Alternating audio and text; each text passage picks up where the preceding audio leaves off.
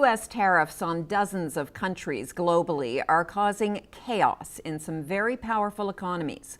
President Donald Trump announced tariffs on much of the world on Wednesday, but left out Canada and Mexico because they fall under the existing Canada-U.S.-Mexico Pact.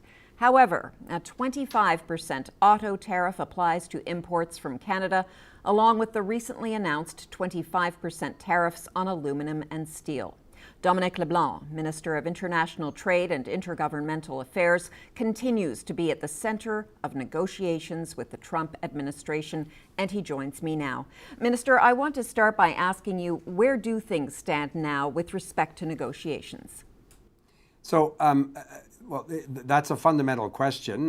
The Prime Minister, in his conversation with President Trump a week ago, agreed that whoever receives the mandate from Canadians in the election in a few weeks would need to sit down with Mr. Trump and his administration to negotiate a comprehensive economic arrangement and security arrangement. But how do you make investments in other sectors that the Americans are talking about tariffing soon? I'm thinking of forestry, pharmaceuticals. They've told us in those conversations there are 5 sectors that they intend to leave sort of long-term tariffs on. So if you're in the automobile sector or steel and aluminum or forestry, it's going to be difficult. Ontario, clearly home of Canada's automobile industry, but that new tariff on auto imports will have a spillover effect for businesses here in New Brunswick.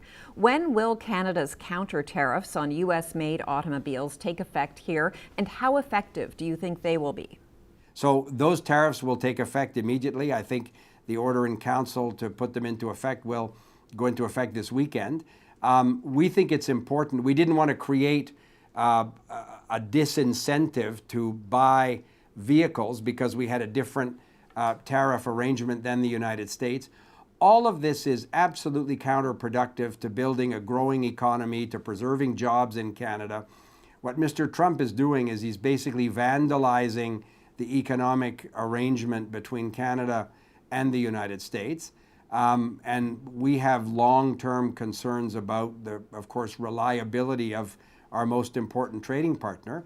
That's why we think it's much more productive to have a discussion around the 2 and 3 economies with Mexico and how we can grow the 3 economies in a sustainable way together. But if we go sector by sector, week by week, tariffs on, tariffs suspended, new tariffs added, it's going to be very difficult for businesses to make those decisions.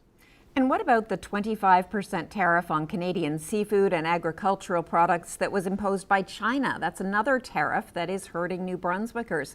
What are you doing to address that? I'm in the process of arranging a conversation with my Chinese counterpart, the Chinese trade minister. We've reached out to the Chinese government to try and set up that call, we hope soon. Premier Holt, Premier Moe in Saskatchewan, because it applies, you can imagine, to canola exports, pork exports from Manitoba. This is a national problem.